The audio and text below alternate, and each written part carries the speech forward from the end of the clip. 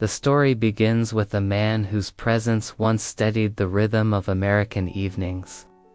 A figure whose familiar voice drifted through living rooms like a trusted companion returning night after night. Leno, a fixture of late-night history, long ago crossed the line between entertainer and cultural landmark. His name became woven into the quiet hours when laughter softened the weight of the day, and for countless viewers, he was the constant that never wavered. But the legend recognized by millions was shaped not in comfort or ease, but in the stark shadows of a childhood that asked too much of a boy still learning how to stand in the world. He was born on April 28th, in New Rochelle, New York, to a family whose greatest wealth lay in discipline, sacrifice, and the resilience taught only by hard years. His father, Angelo, worked tirelessly in a modest job that left little energy at the end of the day, while his mother, Catherine, carried the gentle warmth of her Scottish homeland into a house defined more by perseverance than luxury. And beside Jay was his older brother, Patrick, a quiet protector who helped anchor a world often too heavy for a child still trying to understand it. When the family settled in Massachusetts, Jay found himself struggling to decipher the alphabet maze that every other child seemed to navigate with ease. Letters refused to stay in place, pages blurred into confusion, and each school day became a battlefield where he wrestled with a world that seemed determined to leave him behind. What the adults around him saw was not a child doing his best, but a boy who simply couldn't keep up. And then came the moment that carved deeper than any childhood bruise. The guidance counselor's cold verdict, delivered to his mother. Education isn't for everybody. Those words echoed through him like a quiet sentence. They didn't just dismiss his abilities, they dismissed his future. But in the cracks of that discouragement, something unexpected began to take shape. When reading felt impossible and understanding slipped from his grasp, he found he could still summon one thing: laughter. It became his shelter, his armor, his way of erasing the humiliation he carried. He cracked jokes, not for attention, but to hide in plain sight. Imitated teachers not to defy them, but because mirroring their voices gave him a momentary escape from the sting of the page. He couldn't read. In the small house with peeling walls and stubborn winters, he stitched together a personality built from grit, humor, and quiet hope. His mother nurtured the flicker of imagination she sensed beneath his struggle. And his father pressed into him the belief that effort, pure, stubborn effort, could push back against any boundary life tried to set. Carrie failed exam. Every dismissive glance from a teacher, every moment he felt the world tilt out of reach, became fuel for the resolve forming inside him. What America would one day celebrate as confidence had been forged not through applause, but through survival. As adulthood approached, the world did not soften.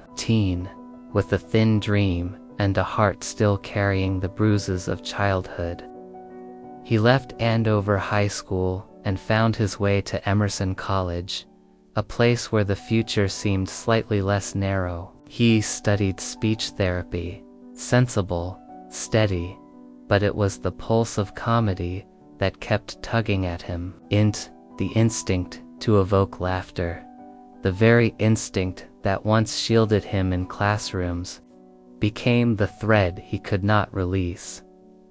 Boston in the late 1960s was unforgiving to a young man without money, connections, or safety nets. Jay, took whatever work he could grasp, delivering pizzas through icy winds, cleaning dealerships where the smell of grease clung to his clothes, handling heavy parts in auto shops where machines sputtered like tired giants. Paychecks evaporated into rent and gas.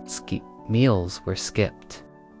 And when the math didn't work, he curled up in the rattling shell of an old car, shivering through the winter nights as frost crept across the windshield. Those nights carved themselves into him, the cold that slipped into his bones, the hunger clawing at his stomach, the loneliness thick enough to touch. He wasn't officially homeless, but life trembled painfully close to the edge. His breath fogged in the air, his fingers stiffened. And yet, even then, he clung to the belief that he had something worth fighting for, even if the world around him couldn't yet see it. By 1973, though still a young student trying to outrun exhaustion, he made a choice that would alter the orbit of his life. He opened a tiny comedy club. The space barely passed as a venue. Rickety chairs, a thin stage, and a microphone that sounded like it had survived 3 lifetimes. But it was his sanctuary. Between classes, day jobs, and endless open mics, he hurled himself into the industry with a determination that seemed almost impossible for someone living on fumes. Some nights were kind, many weren't. Rooms fell silent after jokes delivered with trembling hope. Club owners brushed him off with a shrug. "You're ordinary. You don't have it." Words that carried shades of his childhood echoing again. "You're not enough." The cold roads he traveled at night, the borrowed couches, the worn jackets, the coins counted carefully to afford a trip across the city, they became the quiet background of a dream. He refused to surrender. Still, he stayed. Because beneath every setback was an ember of belief he couldn't let die. Each failure sharpened his timing. Each dismissed performance strengthened his resolve. Each freezing night reminded him that he had survived worse. And in the shadows of those small clubs, a future legend took shape, not under spotlight, but in the dim corners where he fought patiently for a chance to be seen. Then 1977 arrived, a year that cracked open a new path. The night he stepped onto the Tonight Show stage beside Johnny Carson, the world shifted beneath him. The audience warmed. Carson's presence steadied him. And for the first time, he felt destiny brush against the edges of his life. Still, the climb ahead remained steep. Through the 80s, he lived in the blur of airports, clubs, and hotels, chasing a dream that demanded his every breath. When Carson named him permanent guest host in 1986, the world saw triumph. He saw responsibility sharpened into a razor's edge. Then came 1992, the year he inherited the Tonight Show chair, a position wrapped in both glory and pressure. With tireless discipline, he built a legacy that millions would come to cherish. His routine, morning arrivals, stacks of newspapers, relentless rewrites, became legendary. The world adored him. NBC flourished. But the nights were long, the pressure immense. And in the silence after the lights dimmed, he often sat alone with a cooling cup of coffee, the weight of expectation settling quietly over him. For 22 years, he became the familiar voice America trusted through chaos, recovery, joy, and uncertainty. He offered laughter as a closing gift at the end of every day. Until 2014, when the night arrived that would end an era. Kid. His voice wavered as he delivered the farewell millions knew was coming. Tears gathered, and in that vulnerable moment, the country realized how deeply he had given himself to them. The screen faded to black, and across countless homes, a soft goodbye echoed. Thank you, Jay.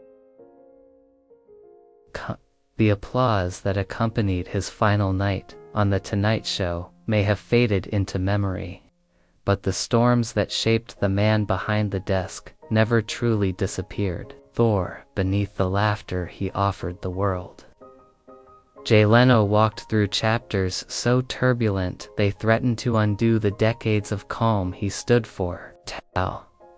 And the first great fissure in that calm arrived not in the twilight of his career, but in 1992, when an unexpected decision sent shockwaves through an entire industry. Jay had spent 15 years rising quietly through the ranks of The Tonight Show, earning the subtle trust of Johnny Carson, learning its rhythms, its heartbeat, depth, and the delicate balance required to lead a nation into sleep. But when NBC announced that Jay, not David Letterman, would inherit Carson's sacred chair, the world split open beneath him. Letterman was loved, revered, widely considered the natural successor. And suddenly Jay, a man who had only ever wanted to make people laugh, became the center of a cultural tug-of-war he had never asked to join. The press sharpened every headline like a blade. Fans argued. Hollywood whispered. Jay became a symbol of a battle he never meant to wage. He didn't retaliate. He didn't defend. He simply worked quietly, steadily, trying to earn a seat many insisted he never deserved. Every joke became a comparison. Every gesture weighed against an icon. And the old childhood wound, "You're not enough," scraped painfully open again. Slowly, the storm softened. Viewers warmed to him. Since they saw the sincerity behind the suit, the discipline stitched into every joke, the warmth that could not be faked. The Tonight Show under his care grew into America's nightly comfort. Just as the world began to steady, another blow landed, not from ratings or rivals, but from his own network. In 2004, NBC announced its plan. Jay would hand the show to Conan O'Brien in 5 years. 5 years of waiting for a departure he did not choose. 5 years knowing the show he had poured his entire heart into would one day be taken from his hands. Jay accepted the decision with grace, calling it fair and reasonable. But in private, he carried the quiet ache of a man told he must someday walk away from the one place that had finally made him feel at home. 2009 arrived. Jay stepped aside. Conan stepped in. For the first time in nearly 2 decades, Jay no longer closed America's day. But the transition did not unfold gently. Ratings faltered. Affiliates panicked. Executives scrambled. And in the confusion that followed, NBC proposed a restructure. Jay, at 10 p.m., Conan pushed to a later hour. What followed was not a disagreement, but an eruption. Commentators took sides. Fans hurled accusations. Narratives formed before truth could even take a breath.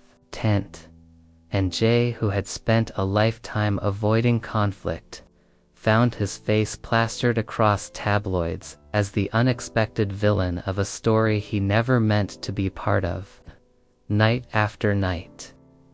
He walked past headlines, twisted into caricatures of a man the world believed they knew, in the quiet of his dressing room. He sat alone beneath fluorescent lights, a cooling cup of coffee beside him. Canned read words he had no defense against. "I'm just an employee," he finally whispered, a sentence filled with exhaustion, not excuse. Conan. He did not lash out at Conan. He did not blame the network. He simply carried the weight of decisions far beyond his reach. When he returned to The Tonight Show in 2010, it was not triumph that filled his chest. It was heaviness. He resumed his routine. The early mornings, the late rewrites, the relentless effort, but something had shifted. Some viewers welcomed him home. Others turned away. Canned. For the first time, the laughter he once relied on no longer guaranteed comfort. Some nights, when the studio lights cooled and the hallways emptied, he lingered alone, staring up at the rafters, where beams of memory once shone. He wondered how a man who dedicated his life to kindness, discipline, and humor became the lightning rod for so much noise. But he stayed. He worked. Because giving up meant letting bitterness win. And bitterness was the one thing he refused to carry. When his final goodbye came in 2014, tears in his eyes were not the tears of a victor standing at the end of a long career. They were the tears of a survivor who had weathered storms the world had never seen. A man who finally allowed himself to feel the full weight of 2 decades, lived on the edge of expectation. Comment 75 or write, R.I.P. Jay Leno, to honor him, but the storm awaiting him beyond the studio walls was one he never imagined. Storm his own body would unleash. It arrived quietly in April 2009. Years of grinding schedules had finally crossed an invisible threshold. One moment he was standing. The next, his legs buckled beneath him, and he collapsed into a world of spinning lights and muted voices. The diagnosis was officially exhaustion. But those who knew him understood it was much more: the accumulated toll of 5-night tapings, weekend stand-up tours, unrelenting scrutiny, care, and the emotional roller coaster of network chaos. In the sterile glow of the hospital, he lay not as the legend millions expected to see, but as a man whose body had simply reached its limit. He recovered, but a shadow followed him out, a whisper of vulnerability he had never known. That whisper grew louder in 2022, in the place he loved most, his garage. It was a sanctuary filled with engines that breathed like companions. Machines he had restored with his own hands, a world built on steel and devotion. But, on a quiet November afternoon, while repairing a 1907 steam car, the sanctuary turned against him. A clogged line, a burst of fuel, a spark, and the world erupted. Fire did not appear like a gentle warning. It exploded in a brutal wave. Flames surged across his face, neck, chest, and hands. Heat swallowed him whole. Blinding, searing pain tore through every nerve. He stumbled backward, trying desperately to smother the fire with his hands. But the inferno clung to him as if determined to take everything at once. When the flames finally died, Q sat, trembling on the floor, the air thick with smoke. the scent of scorched fabric clinging to him as paramedics pressed cool compresses against his skin. He was rushed to the burn unit. Words like significant burns, grafts, treatment, and recovery floated around him in soft tones meant to disguise brutal truth. The healing was relentless.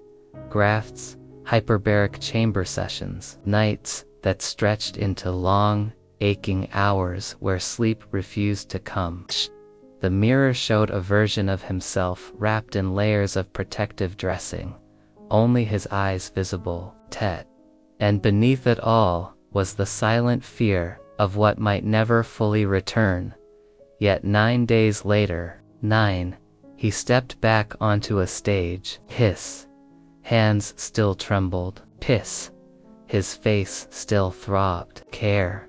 His skin still pulled tight with the memory of fire. But he stood before the world again, offering laughter at a time when he could barely smile himself. Comment 75 or right. R.I.P. Jay Leno to honor him. But fate had not finished testing him. Barely 2 months later, in January 2023, he climbed onto a vintage motorcycle. His left hand still bore the early stiffness of healing. The pavement was cold, and then a nearly invisible cable stretched across his path. He struck it before he even saw it. The impact tore him from the bike with violent force. His collarbone shattered. 2 ribs cracked. Both kneecaps broke. Landed hard on unforgiving ground, the breath ripped from his lungs, the cold air biting at skin still tender from fresh grafts. What should have sidelined a man in his 70s for months barely slowed him. He performed again, braced, bruised, but unbowed. Comment 75 or right. Rip Jay Leno to honor him. By late 2024, his body had endured enough trials for several lifetimes, and yet another arrived. A brutal fall down a steep 20-meter hillside near Pittsburgh. Rain loosened the earth beneath him. Gravity seized him. He tumbled, striking rocks, scraping across gravel, his wrist fracturing, K's ribs bruising, his face swelling, one fingernail torn violently free. He lay at the bottom of the slope, the sky distant, his breath trembling, too. But once again, he rose, slowly, painfully, defiantly, and climbed back up the hill, one agonizing step at a time. Doctors confirmed the damage. He nodded, accepted, and moved forward, because that is who he has always been. Comment 75 or right. Rip Jay Leno to honor him. There are battles the world can see, burns, fractures, the visible injuries that leave their mark on skin and bone. But the quiet battle that awaited Jay Leno after his accidents was one the eyes cannot easily trace. It was the old, unspoken war that arrives for every aging body. The moment when the spirit remains unbroken but the body begins to resist. And for a man who had moved through life with relentless momentum, this resistance struck with a deeper weight than any blaze or fall. Age had always been something he outran. Tone. On stage, he spoke with the same cadence he had at in the garage. He bent over engines with the same curiosity he once had beside his father. But after the fire, after the motorcycle crash, after the brutal fall down the hillside, something subtle but undeniable began to shift. Stairs grew steeper. Mornings colder. Movements slower. Pain lingered longer than it once did. Grip strength weakened without permission. Each day became a negotiation with a body that no longer behaved like the dependable machine he had trusted all his life. He didn't complain, coca. He didn't retreat, coat. But there were nights when the ache settled so deeply that even lying still carried its own kind of weight, k. And still, he kept showing up for work, for friends, for stand-up engagements, for life itself, like a man who understood that slowing down was not the same as surrendering. That dignity was not measured in speed, but in persistence. In those quiet hours when the world slept, he often found himself standing in his garage, the hum of machines surrounding him like an old, familiar choir. He would run his hand over the cool metal of a Duesenberg, or the smooth curve of a McLaren, feeling the faint tightening of scar tissue in his fingers and unspoken reminder of the flames he survived. His knee sometimes clicked softly as he leaned down to check an engine part. His ribs occasionally protested when he twisted too quickly. But his eyes, bright with the same boyhood wonder, remained unchanged.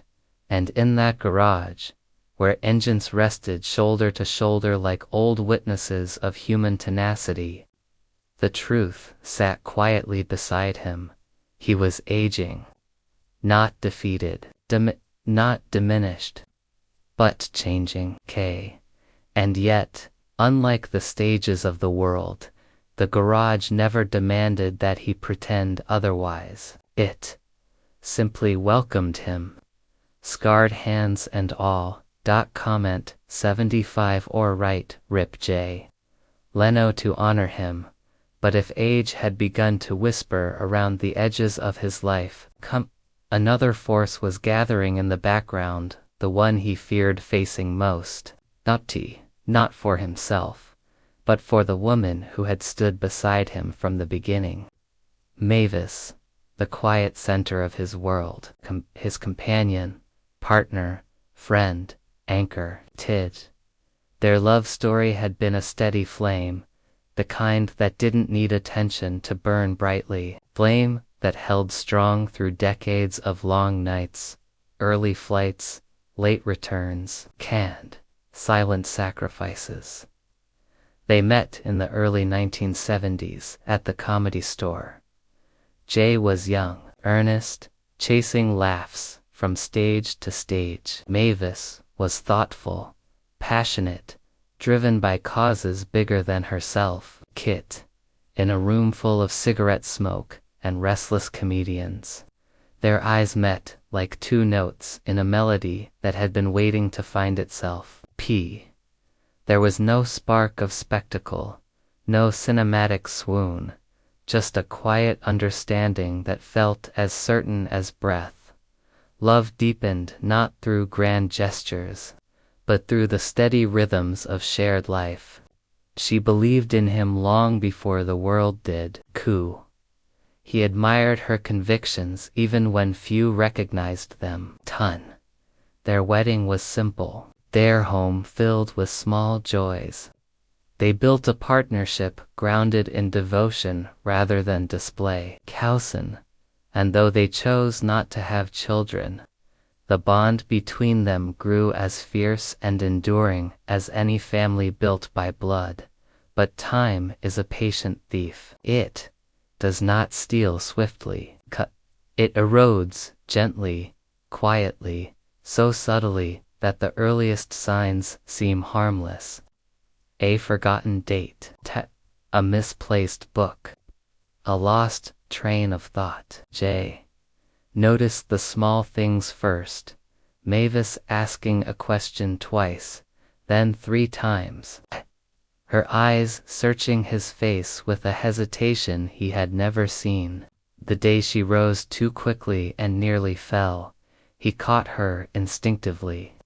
But the act sent pain shooting through the knee that had fractured months before in the motorcycle accident. He steadied her even as his own body trembled.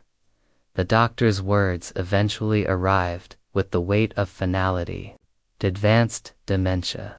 A diagnosis that fell like a curtain, separating the past they cherished from a future neither of them wanted. Jay sat beside her, his hand wrapped around hers, and nodded gently. Though inside something fractured so quietly it made no sound at all. He did not cry in the office. He simply held her hand tighter, even as his own wrist, still recovering from its earlier fracture, pulsed with a dull ache. On the drive home, dusk settled over the windshield, and she turned to him, asking softly, "Where are we going?" "K," he answered. Minutes later, she asked again, her confusion genuine, her trust in him absolute. Something inside him cracked in a way no accident had ever managed. That night, he opened their wedding album, the edges worn from decades of handling. He placed his hand over the photograph of them as young dreamers. P didn't sob, didn't crumble, tissed, but his chest tightened until he had to set the album down, afraid he might break it with the weight of the ache pressing through him. Comment 75 or right. R.I.P. Jay Leno. To honor him, in the weeks that followed, Key became her guardian, not just in spirit, but in law. Key signed documents with hands that trembled, granting him the authority to protect her future. His body protested in small ways, his left hand stiffed from scar tissue, his knee aching through each long appointment. But he kept going without once allowing himself to lean on anyone. There were no children to divide the burden with, no grown son to help navigate the medical terms, no daughter to sit beside her during evaluations. It was just the two of them, as it had been in the beginning.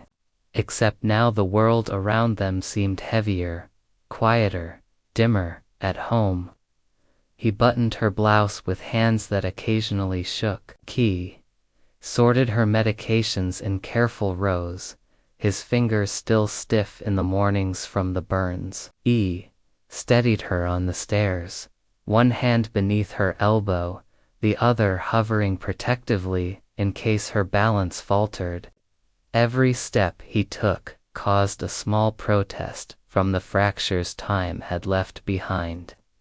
But he never let her see the strain. Sometimes she watched old Tonight Show clips, laughing at the younger man on the screen. "He's funny," she would say, "hey." And Jay, sitting beside her, would swallow the ache in his throat and reply softly, "Pit." He tried his best.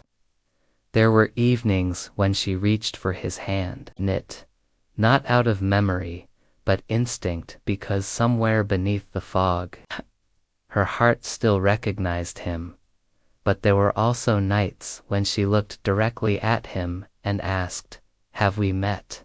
For a man known by millions, there was no heartbreak sharper than being unrecognized by the one person whose recognition meant more than the entire world combined. "Still," he answered with a gentle smile. "Yes, sweetheart. It's me. I'm Jay." Comment 75 or right. Rip Jay Leno. To honor him, the house that once echoed with laughter now filled with the soft rustle of pill bottles, the shuffle of careful footsteps, the quiet murmur of explanations repeated patiently. Jay cooked breakfast, steadying the pan with a scarred hand. He read to her when the afternoons softened. He guided her through the garden, their strides uneven but connected. At night, he sat beside her bed, watching her sleep, tracing the familiar lines of her face as if willing memory to stay. These were not acts of obligation, kaye. They were acts of love, the kind that does not fade when memory does. The kind proven in the darkest, quietest hours. Kind that asks more of a person than applause ever could. Because love, real love, is not measured by the years when everything is easy. It is measured in the years when everything is fragile. Comment 75 or write RIP Jay Leno to honor him. Grief often arrives in single blows, sharp and sudden. But the grief that came for Jay Leno stretched itself across nearly a decade. It wasn't one moment, but a long corridor of loss that forced him to stand at the bedsides of the three people who formed the pillars of his earliest world. Each time he walked into a hospital room, each time he took a weakening hand in his own, it felt as though life was asking the same impossible question. How much more can one heart carry? First loss came quietly, lingering in the shadows of his rising career. His mother, Catherine, the gentle anchor of his childhood, had been fighting cancer with a grace he didn't fully understand until much later. She had spent years protecting him from worry, slipping her fears behind soft smiles and simple rituals. The sweaters she wore carried faint scents of lavender and home. The kitchen, where she tapped the edge of a plate as she cooked, always felt warm no matter how cold the outside world grew. She never let him see the weight she carried. Jay remembered coming home from impossible nights when jokes fell flat or club owners dismissed him, only to find her waiting with quiet reassurance. You're getting better, keep going, she'd say, tapping his shoulder or slipping an encouraging note into his pocket. And once, when he failed an exam, she squeezed his hand and whispered, "Some people read books, Jay. You read people." Those words stitched themselves into him, becoming part of the fabric that would hold him through future storms. But cancer moved slowly, like dusk draining light from the horizon. Her strength faded, until even her gentle smiles carried exhaustion. Jay held her hand through her final days, wishing he could bargain laughter for time, knowing he could not. When she passed, the world felt abruptly colder, as if someone had dimmed the sun without warning. After her funeral, he returned to the family home and walked the familiar rooms with a sense of reverence. He touched her recipe cards, held her favorite mug, sat in the chair where she had once hummed Scottish lullabies. Everything looked the same, yet nothing felt familiar. The absence was so profound, he had to steady himself against the doorway to keep from sinking. Comment 75 or write RIP Jay Leno to honor him. But grief was far from finished. Barely a year later, the same cruel disease returned for the second pillar of his world, his father, Angelo, dead. A man who had spent his life carrying quiet burdens without complaint. The man whose hands had guided Jay's smaller ones across tools, engines, wrenches. The man who taught him discipline not with lectures, but through unwavering example.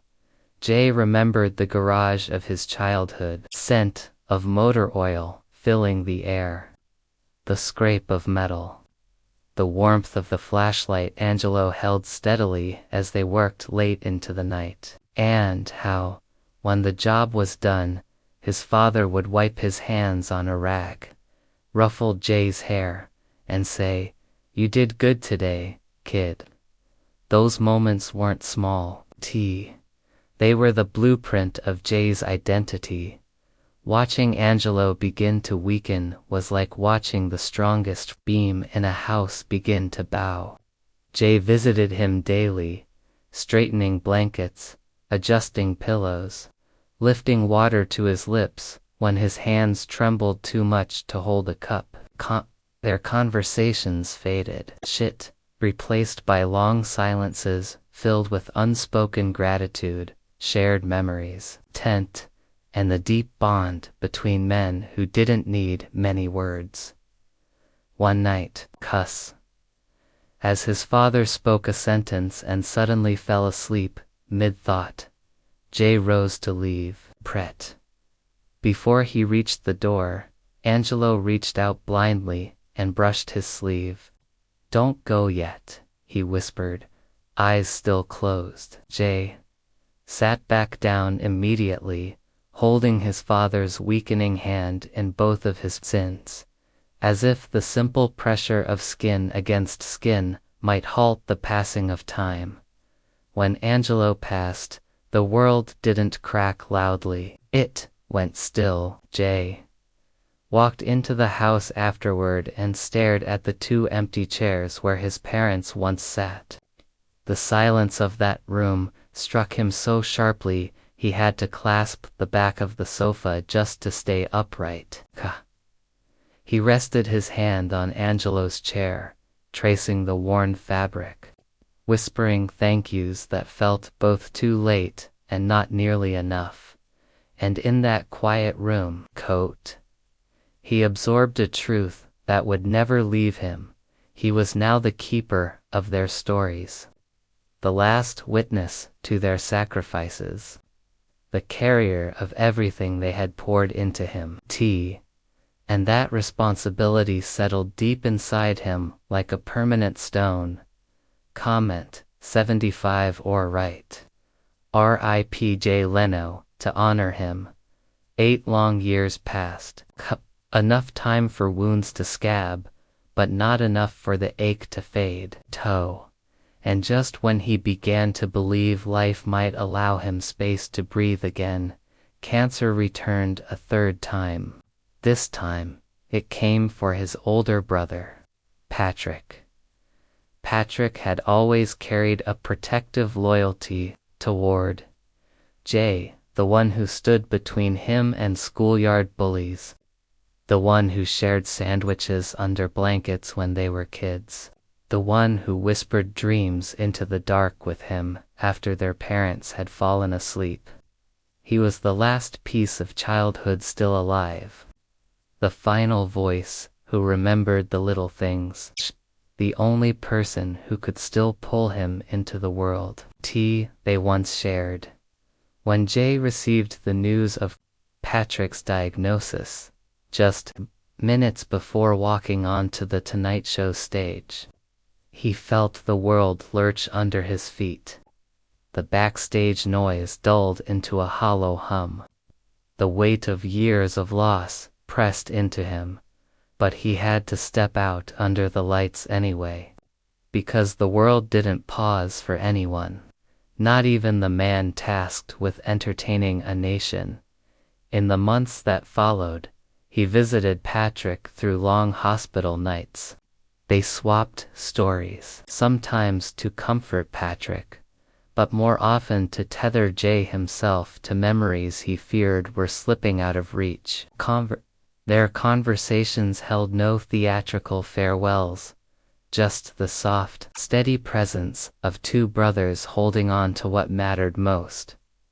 When Patrick passed, Jay left the hospital, stepped into the cold evening air, and sank into his car.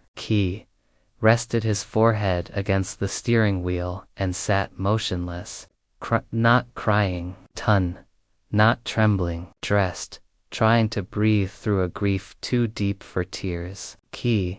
Waited there until he felt steady enough to turn the key. The decade of loss had stripped away. Everyone who had shaped him before fame had claimed his life. And yet, every night, he walked onto the Tonight Show stage, composed, smiling, offering laughter to millions, while carrying a private silence, heavy enough to unbalance any man. Fame didn't shield him. Success didn't ease the ache. Kept bruised. But he kept moving, because that was the only way he knew to honor the people who had believed in him long before anyone else. Comment 75 or write, R.I.P. Jay Leno, to honor him. Now at 75, he stands in a quieter chapter of life, a chapter no audience will ever fully see.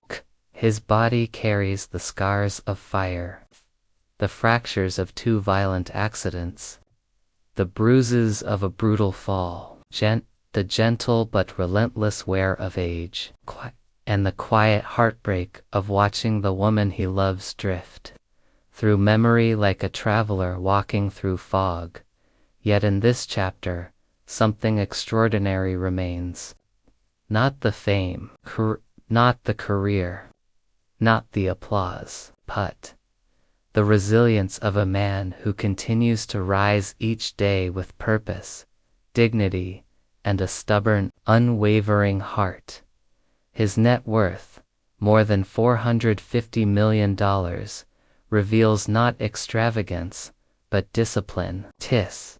He famously never touched his Tonight Show salary, living only off stand-up income and saving the rest. His properties, his collections, his garages, they are not monuments to ego, but testaments to craftsmanship, curiosity, and the boyish fascination with machines that began beside his father.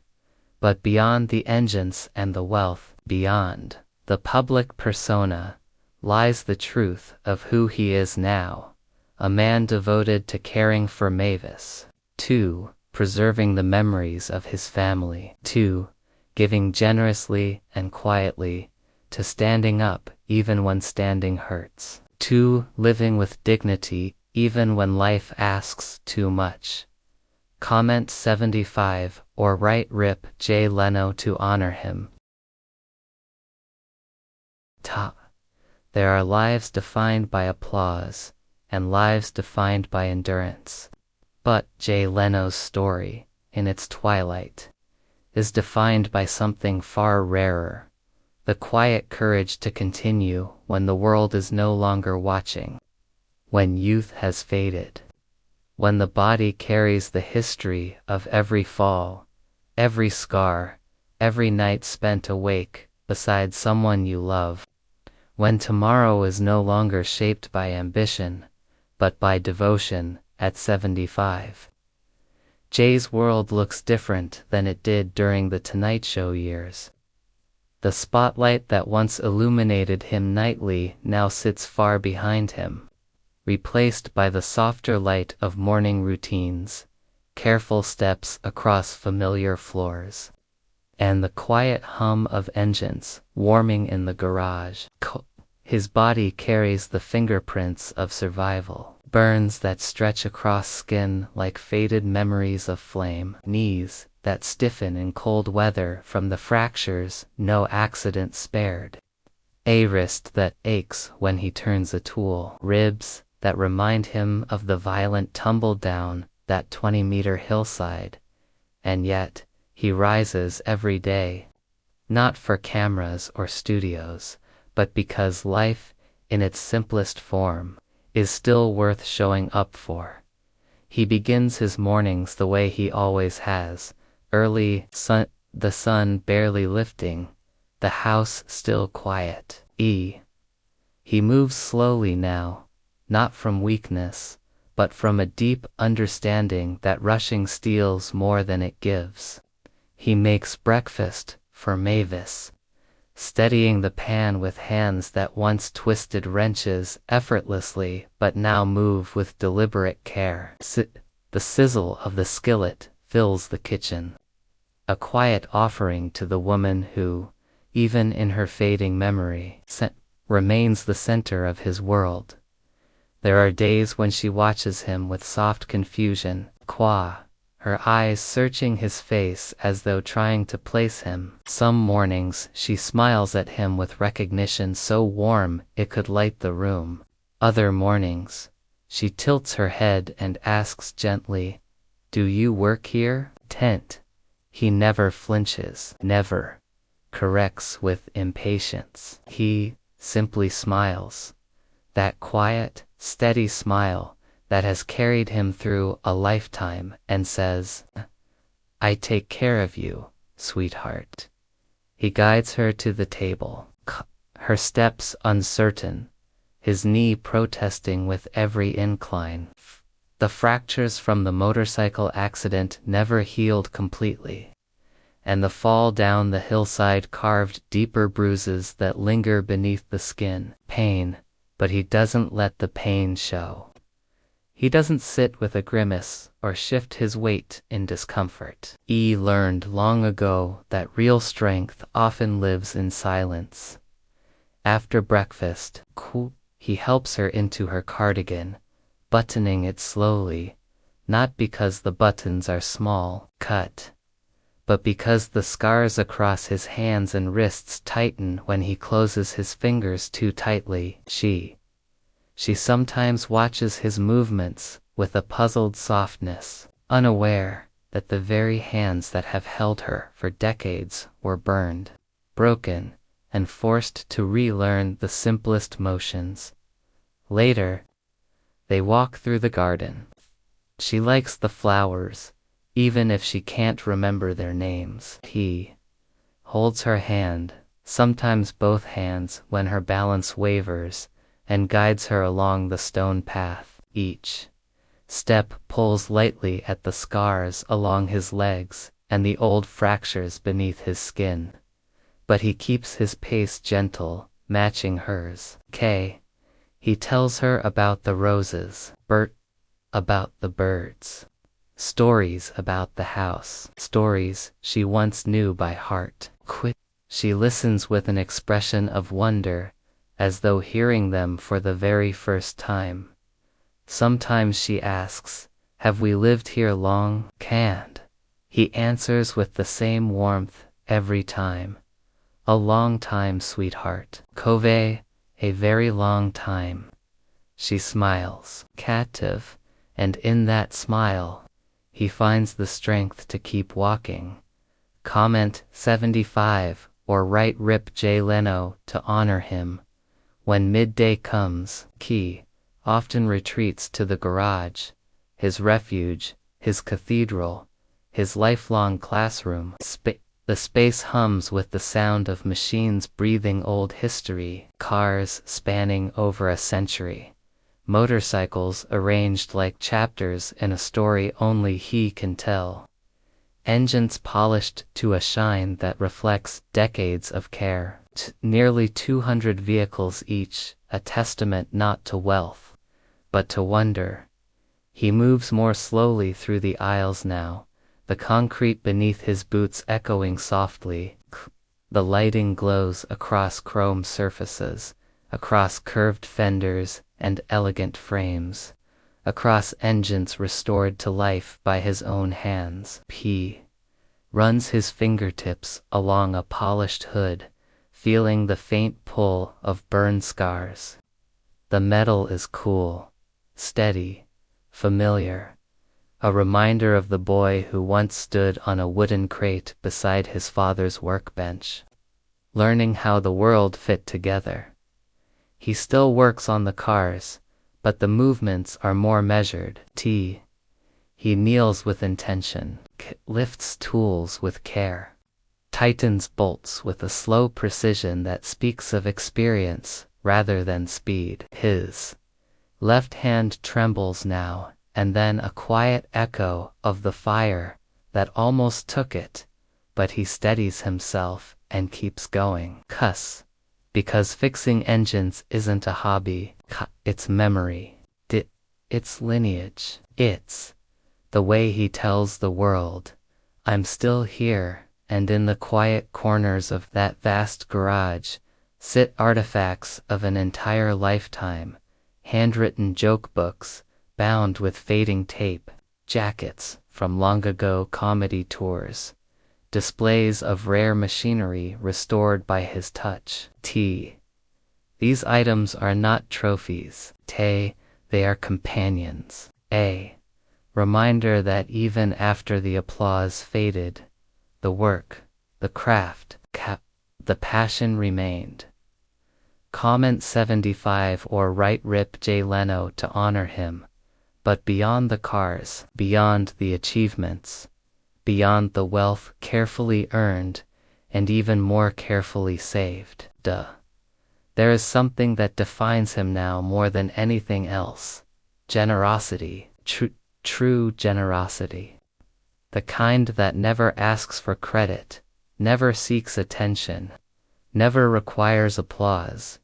Over the years, he has helped strangers quietly, paid for surgeries without leaving his name, supported veterans, burn survivors, children's hospitals, and medical programs with checks written behind closed doors. Key: he never boasts, never calls attention to it. He simply says, if you have more than you need, you take care of people. And then he does with sincerity that makes every gesture feel sacred. And because he and Mavis had no children, he has carefully arranged a living trust, structured thoughtfully, meticulously, ensuring that Mavis's care comes before all else, ensuring that the rest of his fortune will one day support scholarships, mechanical engineering programs, community organizations, and medical research. He is building a legacy that continues lifting people long after he is gone, the kind of legacy built not on fame, but on kindness and responsibility. Comment 75 or write R.I.P. J. Leno to honor him. Yet even with fortune secured and legacy planned, the most tender part of his life is the quiet, fragile, daily devotion he offers to Mavis. Her memory fades in fragments, her world gently unraveling. She does not always remember the decades they shared. She sometimes greets him as though meeting him for the first time. And still he stays. He reads to her in the late afternoon, when the world grows soft around the edges. He whispers her name when she loses it. Coquette he hums softly beside her when confusion overwhelms her. He sits by her bed at night, watching her breathe, tracing the familiar lines of a face he has memorized across 50 years. He does not do it out of duty. He does not do it out of obligation. He does it because love, in its truest form, does not require memory to survive. It requires presence, patience, steadiness. He has become the guardian of her days, the keeper of her stories, the voice she trusts even when she cannot place the name behind it. Tells her every evening, I'm right here, even if she no longer remembers why those words matter.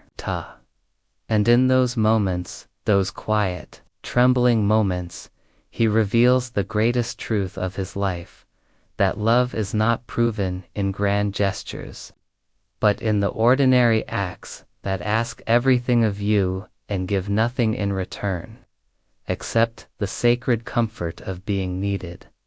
Comment 75 or write Rip J. Leno to honor him. So in this final chapter, without bright lights or cheering crowds, what remains is the heart of a man who has lived, endured, loved, and risen through storms that would have shattered most. A man still showing up, still caring, still giving, still laughing through pain, still standing beside the woman he loves, even as time tries to steal her from him, one memory at a time. He teaches us that dignity is not found in glory, but in endurance, That strength is not the absence of suffering, but the courage to face it with grace. Tet. Aging is not a collapse, but a transformation, a refining fire that reveals who we truly are beneath everything the world once demanded of us. Jay Leno's legacy is not the cars, the fame, the history-making career, or the fortune. It is the quiet truth of a man who keeps moving, who keeps loving, who keeps rising, who keeps choosing to stay when life becomes harder than he ever imagined. And perhaps that is the final gift of his story, a reminder to every one of us that even when the world grows heavy, even when time steals more than it gives, even when memory fades and bodies weaken, the human spirit can remain unbreakable. Comment 75, or write Rip Jay Leno to honor him.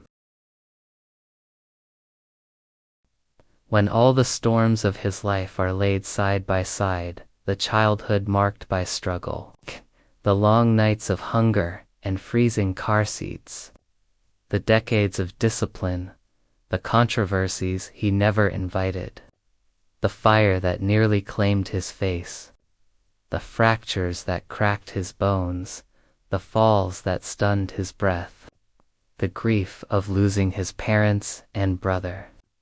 And now the quiet ache of watching Mavis drift through fading memory. One truth rises gently above them all. Jay Leno has spent his life learning how to stand back up. Not loudly, not dramatically, not with grand speeches or spotlight declarations, but with the steady, humble determination of a man who knows that some of the most important victories happen in silence, and perhaps that is the secret reason he has endured so much. Cause in him lived a lifelong understanding that difficulty is not the end of the road. It is part of the shaping of the soul. In these later years, when the world outside his walls still knows his name but no longer demands his constant presence, Jay has come to inhabit a quieter kind of existence. The world sees him only in flashes. A stand-up performance here, a filmed segment there, a rare interview. But the real story now unfolds in the gentle, unremarkable hours few will ever witness. The mornings when he tests the stiffness of his knee before helping Mavis from her chair. The afternoons when he sorts pills into careful rows, adjusting his glasses not because he can't see clearly but because the fatigue in his eyes sometimes softens the edges of the world. The evenings when he sits at the foot of their bed, listening to her breathe while the soft lamplight flickers against the walls. These are not the moments of a public figure, Tet.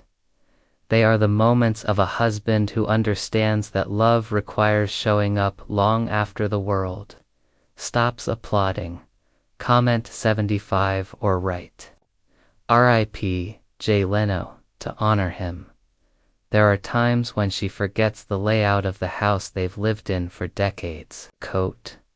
She stands in the hallway, blinking softly, trying to decide which direction leads to the kitchen. Jay takes her hand, the scars on his fingers pulling slightly as they bend, and guides her gently without rushing her. He fills the silence with small stories, the kind that comfort even when the memory behind them has faded. You remember when we added this light? He'll ask, though he knows she doesn't. You liked how warm it made the room feel. She smiles politely, the way someone does when they are trying to meet another's hope halfway. Tay. And he squeezes her hand as if to say thank you for trying. Some evenings, she sits with a blanket around her shoulders and stares at the television playing old Tonight Show reruns. She doesn't always recognize the man she sees. Young, confident, sharp, laughing with endless energy. Sometimes she giggles at a joke he tells. Sometimes she turns to Jay and says, "He looks familiar." Jay smiles softly. "Casey, I think you've met him," he replies. She nods, satisfied, and returns her gaze to the screen.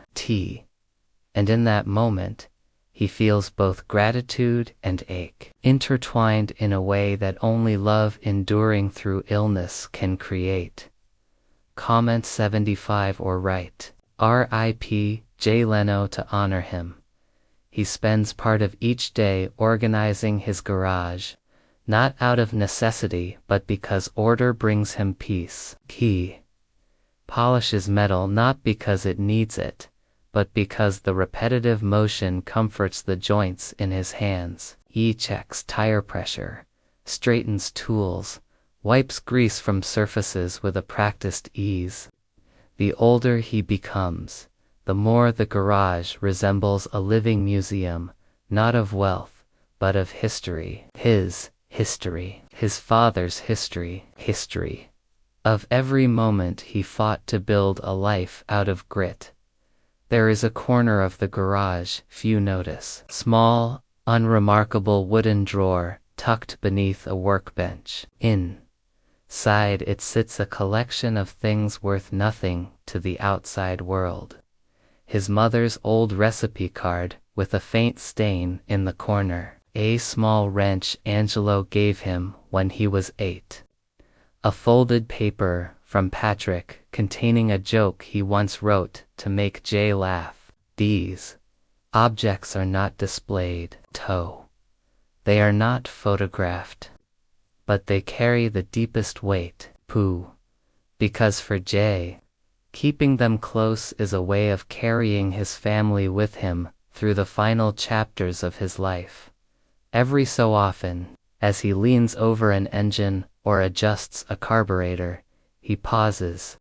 His eyes drift toward the drawer. A memory flickers.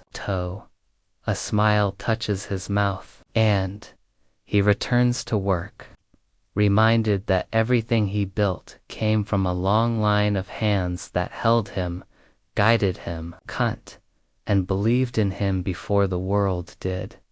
Comment 75 or right. Rip Jay Leno. To honor him in the afternoons, when the light grows warm and Mavis becomes restless, he sits with her by the window. Sometimes she speaks in fragments. Sometimes she forgets mid-sentence what she meant to say. Sometimes she grows frustrated with her own mind. Jay watches her carefully, always ready with reassurance. "It's all right," he whispers. "We're okay. You're safe. I'm here." These 3 phrases have become the pillars of their days, and each time he repeats them, something in her relaxes, even if only for a few seconds. She leans her head against his shoulder. His ribs still ache from injuries long past, but he does not move. He simply holds her until her breathing steadies and the shadows in her eyes soften again at night. When she sleeps, he moves through the house, checking doors, turning off lights, making sure everything is the way she will need it in the morning. He pauses in the living room and glances around at the quiet space. It is peaceful, familiar, filled with memories, canned, though it also carries an unspoken emptiness, the absence of children, the years that slipped by too quickly. He does not dwell on regrets. Instead, he focuses on the love that remains, because even as her memory fades, her presence is the heartbeat of his world. Comment 75 or right. Rip Jay Leno. To honor him. But the story of Jay Leno does not end in fragility. C. It does not end in sorrow. It ends in the gentle strength of a man who has lived fully, worked tirelessly, loved deeply, and given generously. He remains active not because he must, but because movement keeps him alive. Stand up still calls to him like an old friend. The sound of an audience laughing, not out of obligation, but out of pure human joy, still electrifies something inside him. T. He steps onto those smaller stages with more care now, his gait a little slower, his movements measured. But the spark remains. The timing, the warmth, the sense of connection. And even as he feels the stiffness in his left hand, even as his knee tightens when he stands too long, even as he exits the stage with fatigue heavier than it once was, he continues to show up. B. Because laughter, to him, has always been a kind of healing. After each performance, he returns home quietly. No entourage, no fanfare. Just a man walking into a dimly lit house where the woman he loves sleeps, waiting for another day they will face together. He checks on her, kiots, adjusts her blanket, brushes a stray hair from her forehead, coet, and whispers goodnight. Comment 75, or write Rip J. Leno to honor him. And so, in these quiet years, Jay Leno teaches the world one final lesson, a lesson he never spoke aloud on television, but one he demonstrates every day, that the true measure of a life is not the fame one earns, the wealth one gathers, or the accolades one receives. It is the love one gives, the loyalty one upholds, the kindness one practices, when no one is looking, the strength to rise after every fall, the grace to keep going even when time itself becomes an adversary. Jay Leno's story is not simply the story of an entertainer. It is the story of a man who learned how to endure, how to care, how to love without condition, how to live bravely in a body that has weathered more trials than most, and how to remain gentle in a world that did not always treat him gently. Perhaps one day, when the last lights dim, and the last echoes of laughter fade into memory, all that will remain is the soft truth he lived by. That presence is the greatest gift any of us can give. That love, in its quietest form, can outshine any spotlight. Comment 75, or write Rip J. Leno to honor him.